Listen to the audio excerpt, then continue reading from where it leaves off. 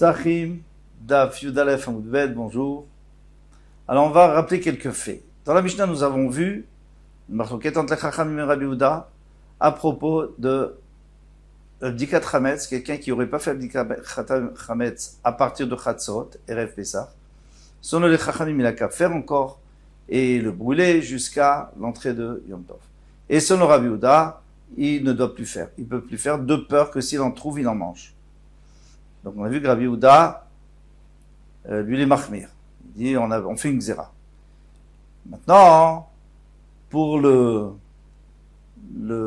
cas qu'on voit de plus loin, qu'on a vu plus loin, le cas de Chadash, ça veut dire les nouvelles récoltes, on a le droit de manger qu'à partir du 16 Nissan après le Korban à Omer.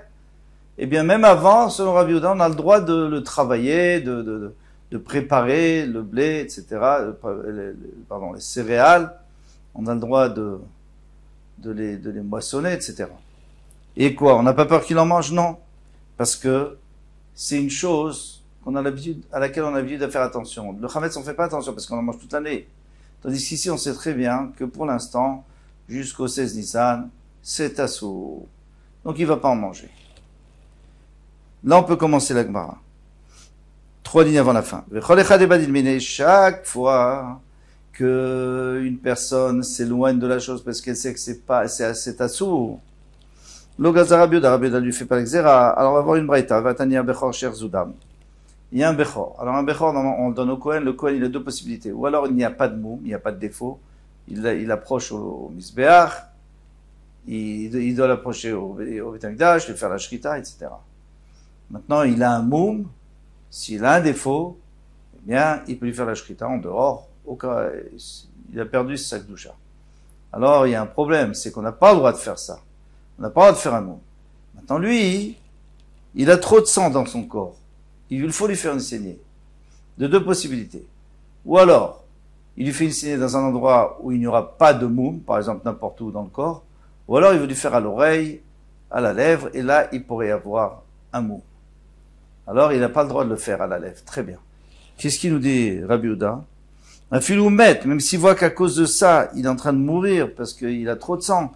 En makizin lodam, dit Rabbi Yehuda, il interdit. Pourquoi? Parce qu'il dit, tu vas faire, on va te permettre de faire dans un endroit où il n'y a pas de défaut, et toi, tu veux de faire dans un endroit où il y a un défaut. Vachachamim, omrim yaki, zechamim dit ce qu'il peut le faire. Bilvat, mais il faut qu'il fasse attention de ne pas lui créer un défaut.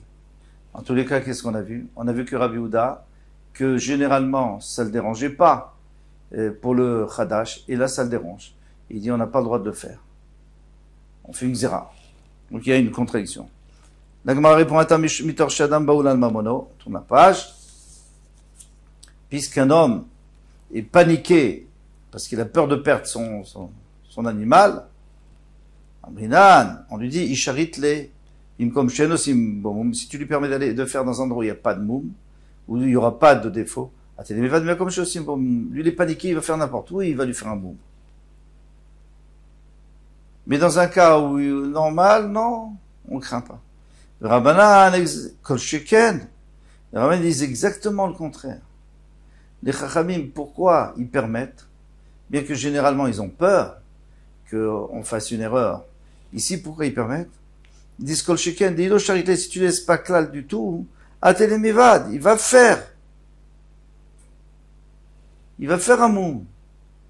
Si tu dis c'est interdit, alors il va faire n'importe comment. Si tu lui dis non, c'est permis de le faire à tel et tel endroit, alors il fera à tel endroit et pas à tel endroit. Donc les Chachamim, ils ont une bonne svara de permettre. Donc vous voyez que le problème de la panique, il peut être traduit de deux manières différentes. Selon Rabbi Yehuda, la panique, elle engendre à ce que la personne, elle fasse mal. D'après les Chachamim, au contraire.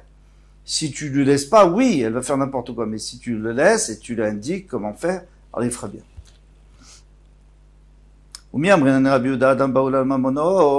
toi, tu me dis que selon Rabbi Yehuda, on considère que si un homme est paniqué, eh bien, il va faire des bêtises. Donc, on doit l'éloigner. On doit faire une barrière.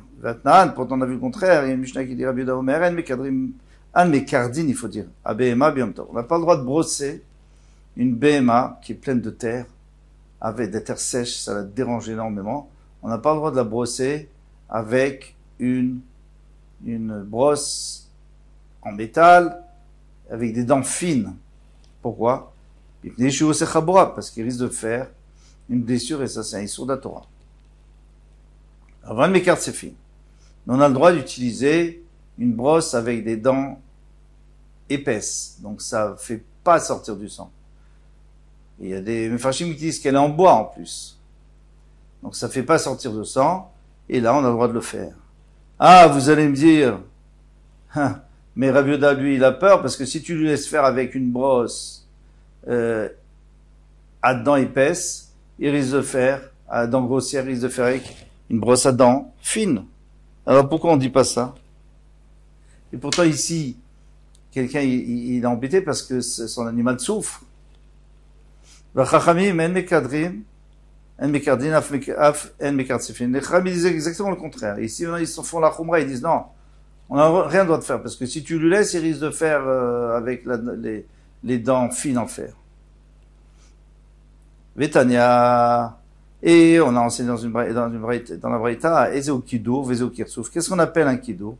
Et ce qu'on appelle un Kirsouf, moi je vous ai déjà dit, Kidour, Ktanim Veosim Chabora, c'est fin, donc c'est des dents fines et qui peuvent faire en tous les cas une Chabora, une blessure, Kirsouf, Gdolim Veosim Chabora. Chabora, elles sont épaisses, elles sont grossières et elles ne font pas de Chabora. Donc ici, vous voyez bien qu'on est exactement en contradiction dans tous les domaines, soit pour Abida, soit pour les Chachamim. Parce que les Chachamim, on avait dit que normalement ils laissent faire. Si quelqu'un est paniqué, il le laisse faire, mais on lui indique comment faire. Atam, avec les maït, là-bas, si on le laisse, il va mourir. Alors on dit qu'un homme baoul al mamono. Acha, mais ici, il le laisse. On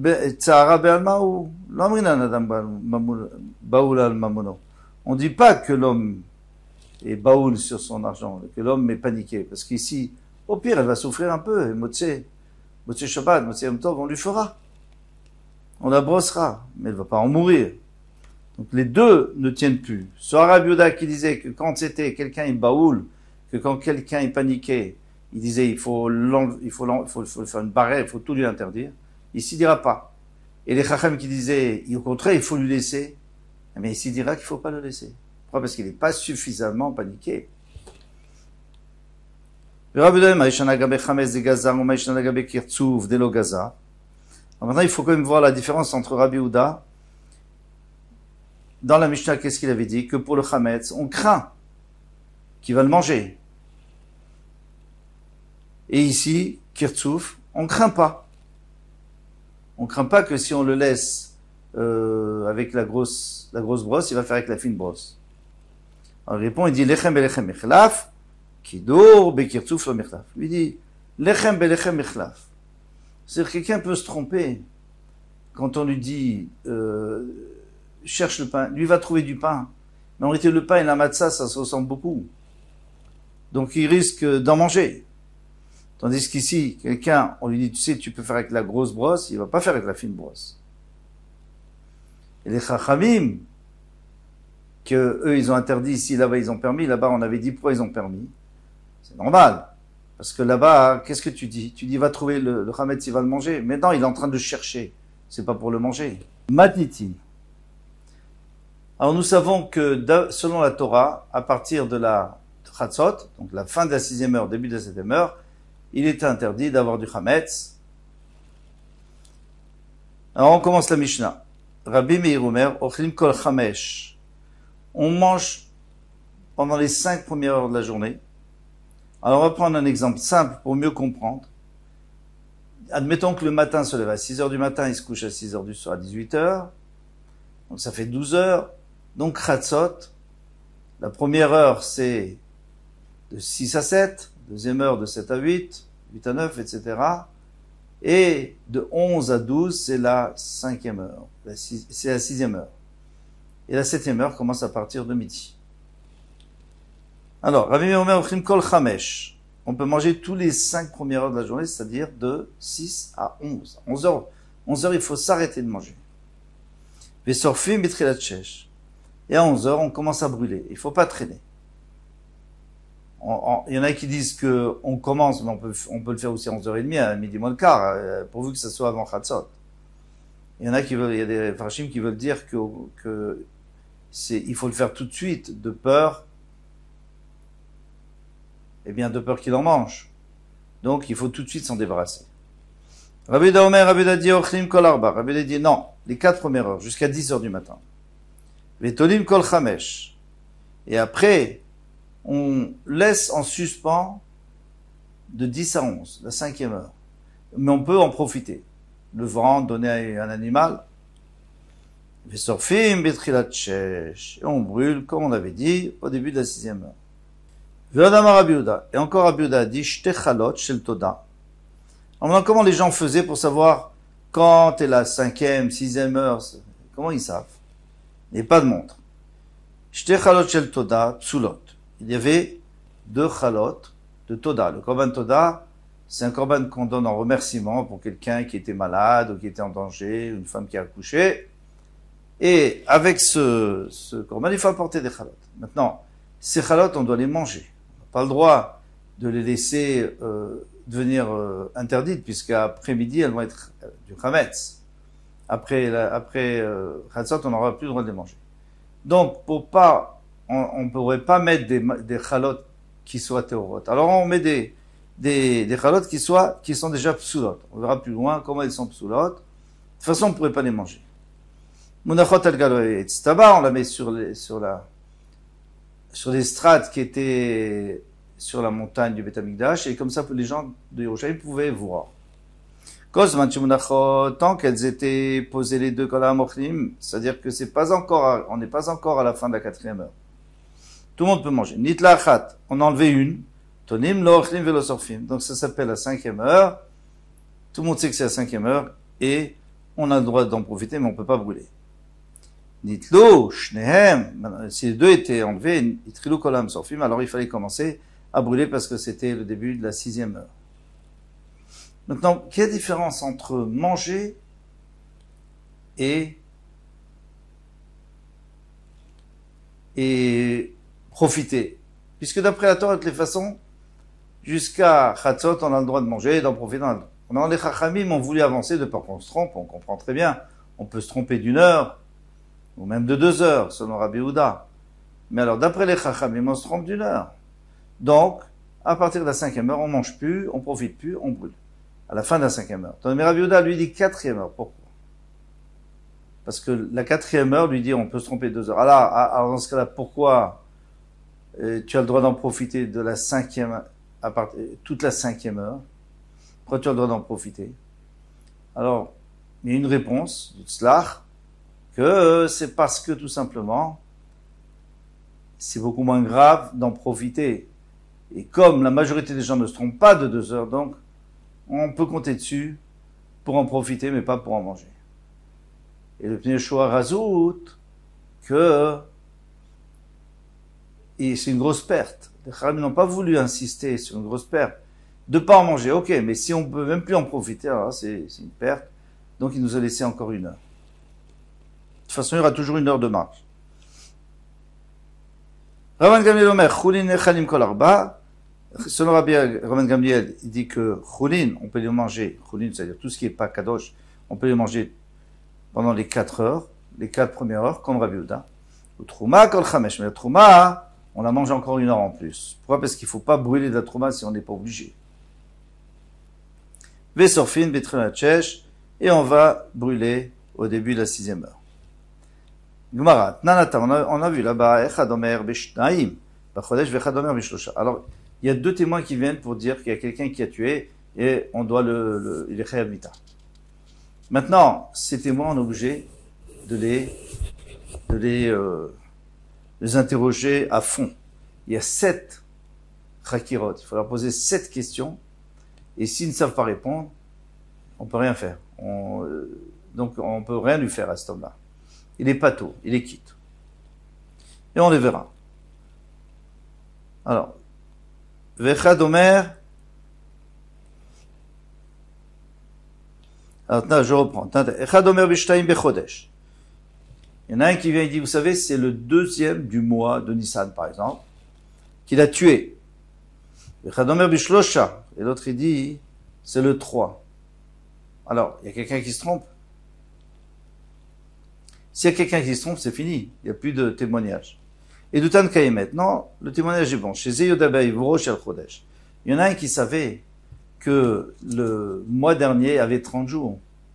Donc on n'est que le 2 aujourd'hui. Mais l'autre pensait que c'était 29 jours. Donc on est le 3 aujourd'hui.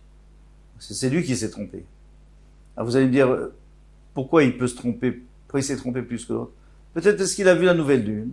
Alors il a pensé que le Bédine avait, puisque dès qu'on voit la nouvelle lune, on peut fixer que l'ancien mois est chasser, donc il n'y a que 29, et le nouveau mois commence tout de suite. Mais si ça se trouve, il n'y a pas eu suffisamment de preuves, on n'a pas pu fixer, donc on a rajouté un 30e jour au mois dernier, et lui il n'est pas au courant. Très bien. Mais si un il dit le 3e du mois et l'autre dit le 5e du mois, et Doutan Betela, bien sûr que c'est annulé, parce qu'on ne peut pas se tromper de 2 jours. Ou alors il aurait fallu que le mois dernier aussi, on se soit trompé 2 fois de suite. C'est impossible parce qu'avec le temps, on finit par se rendre compte qu'on s'était trompé. Un il dit la 2e heure du jour et l'autre dit la 3e heure du jour. Alors, comme on avait expliqué avant, on reprend l'exemple de 6 heures du matin à 6 heures à 18 heures. Donc, il y en a un qui dit la 2e heure. Shteshaot, la 2e heure, c'est-à-dire à partir de 6 à 7, c'est la première heure, de 7 à 8, entre 7 et 8. Entre 7 et 8 heures du matin, il a tué. Vechadomer veshaloshot, il y en a un qui dit non, entre 8 et 9. Et Doutan Kayemet, leur témoignage est valable. Pourquoi? Parce on va voir tout de suite. Echadomer b'shalosh, vechadomer b'chamesh, mais si il dit à 3e heure, et l'autre dit à 5e heure, et Doutan Betela, elle est annulée, dit Rabbi Meir. Parce que des erreurs pareilles, on peut pas faire. Rabbi Domer et Doutan Kayemet, on peut quand même dire que c'est une petite erreur, et on va tout de suite expliquer pourquoi. Echadomer, alors on explique. Echadomer bechamesh. On n'a pas fini. Il y en a un qui dit bechamesh, la 5e heure, donc c'est-à-dire à 11 heures. Echadomer besheva, c'est-à-dire entre midi et 1 heure. Et Doutan Betela, elle est annulée. Pourquoi chez bechamesh, chama bemizra? Parce que tu sais très bien que entre 11h et midi, non, c'est pas 11h et midi. Chamesh, c'est-à-dire entre 10h et 11h. Eh bien, le soleil est à l'ouest, est à l'est. Ou Besheva est la 7e heure. Donc la 6e heure, on avait dit, c'est de 11h à midi, et la 7e heure, c'est entre midi et 13h. Le soleil est à l'ouest. On voit avec les ombres, on voit où l'ombre se trouve. Parce que même s'ils n'avaient pas de montre, mais ils n'étaient pas bêtes. Vous voyez, c'est la première chose qu'ils faisaient, c'est de voir où est le soleil, bien entendu. Amarabaye, alors maintenant, on va tout expliquer. Pourquoi Rabbi Meir et Rabbi Yehuda, ils sont pas d'accord sur les erreurs qu'on peut faire. Amarabaye, Keshetim Tselomar. Maintenant, essaye de réfléchir et d'approfondir, et tu vas voir. Les dit vrais Rabbi Meir, en Adam Tov Velo Klum. Selon Rabbi Meir, on n'a pas droit à l'erreur. Les dit vrais Rabbi Yehuda, Adam Tov Chatzisha. Et selon Rabbi Yehuda, on peut se tromper d'une demi-heure. Comment ça marche? On va expliquer tout de suite. Les dit Rabbi Meir, en Adam Tov Velo Klum. Selon Rabbi Meir, l'homme ne se trompe jamais. Pourquoi Maaseh Kiava Mifak Tarte ou Meal Tlat. L'acte de l'assassinat, il a été fait juste à la sortie de la 2e heure. L'entrée de la 3e heure, c'est pile à 8 heures du matin. Vadeka Marshtaim.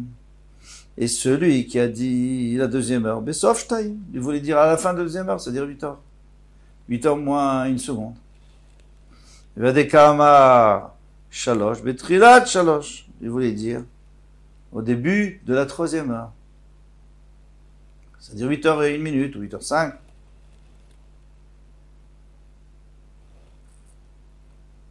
Alors, ça s'appelle pas se tromper, ça, on peut se tromper de quelques minutes. Il dit vrai, Rabbi Yehuda, Adam Toe Chatsisha. Quelqu'un peut se tromper de une demi-heure.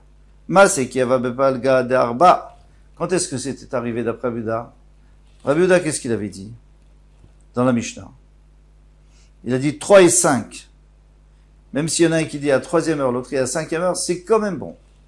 Pourquoi? Masé qui avait Bepalga de Arba. L'acte, il a eu lieu au milieu de la 4e heure. Donc la 4e heure, ça commence à 9 heures. C'était à 9h30. À 9 heures du matin, c'est là où il a été assassiné. Haïdé Karma Shalosh, celui qui a dit 3. En vérité, 3, ça voudrait dire à 9 heures maximum. Mais sauf Shalosh, lui veut dire à la fin c'est-à-dire à 8h59. Mais Kataï pas le gars des châtains. Les camés, il s'est trompé. En fait, c'était une demi-heure de plus. Il s'était trompé. Il a mal compté, il était un peu en arrière sur l'heure. En réalité, il était 9h30. Veille Kamar Chamesh, celui qui a dit 5. Betrilat Chamesh, lui veut dire, c'est au début de la 5e heure. Au début de la 5e heure, c'est 10 heures. Et Kataï pas le gars des châtains, il s'est trompé en arrière. Il croyait qu'il était déjà 10 heures, mais il était que 9h30. C'est tout à fait correct. C'est magnifique, quoi. On peut se tromper d'une demi-heure. Il ne faut pas exagérer. Si on n'a pas de montre comme aujourd'hui, on se trompe d'une demi-heure. Seulement, on est quand même obligé de dire que les deux se sont trompés. C'est un peu embêtant. Si tu réfléchis bien, les divers Rabimir Adam Toe Macho. Seul Rabimir, un homme se trompe de Macho, un petit peu. C'est-à-dire que l'acte, il n'a pas eu lieu à 8 heures. Ou plutôt, il a eu lieu à 8 heures, mais il y en a un qui pense que c'était 8h05, il y en a un qui pense que c'était 8h moins 5. Donc on se trompe un petit peu. Les divers Rabbi Adam Toe Shah ou Macho. Un homme peut se tromper 1 heure et aussi quelques minutes. On va expliquer comment ça marche dans les chiffres. Les Rabbi divers Adam Toe Macho. Masé qui ava obesov shtaim, ava obetrelat shalosh. L'acte, il était peut-être à la fin de la 2e heure, c'est-à-dire à 7h55. Ou alors à 8h05. Vechad minayu toimasheu. Il y en a un d'entre eux qui s'est trompé un petit peu. Donc qu'est-ce que lui croyait? En fait, c'était 8h05. Et lui, il a dit que c'était à 9h, et que c'était à 7h55. Ou alors c'était à 7h55. Et l'autre a dit, c'était à 8h05. C'est pour ça qu'il a dit à la 3e heure. Il dit vrai Rabbi Yehuda où il y a 2 heures de différence, Adam Toe Shah ou Masheu. Un homme se trompe 1 heure et encore un peu plus. Masé qui ava, l'acte, quand est-ce qu'il a eu lieu? Au Besov Shalosh. Ou à la fin de la 3e heure, c'est-à-dire à 9h05. Non, à 9h moins 5. Au Betrel Travesh. Ou à 10h05. Il faut quand même tourner la page. Chad. Il y en a un des deux qui s'est trompé 1 heure et des poussières. Comment il s'est trompé? Alors, si réellement c'était à 8h05, alors celui qui a dit à la 5e heure, il s'est trompé d'1 heure. Comment il sait? Parce que lui, en réalité, c'était à 8 heures, c'était à 8h05. C'est ce qu'on a bien dit avant. Excusez-moi. Si on dit que c'était à la fin de la 3e heure, c'est-à-dire c'était à la fin de la 3e heure, ça veut dire 7 heures, 8 heures, la fin juste avant 9 heures, c'était à 9h moins 5. Donc si c'était à 9h moins 5, eh bien celui qui a dit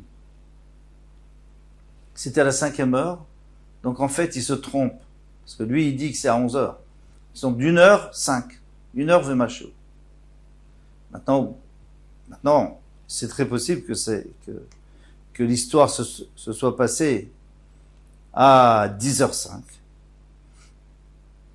Et à ce moment-là, alors celui qui a dit à la 5e heure, il n'y a pas de problème, parce que c'est vraiment la 5e heure. Mais celui qui a dit à la 3e heure, donc c'est-à-dire pour lui c'est à 9h, c'est avant 9h, en réalité c'est 10h05, donc il s'est trompé 1 heure et 5 minutes. Voilà, je crois qu'on peut s'arrêter là. Kol Touf, à bientôt, Bezrat Hashem.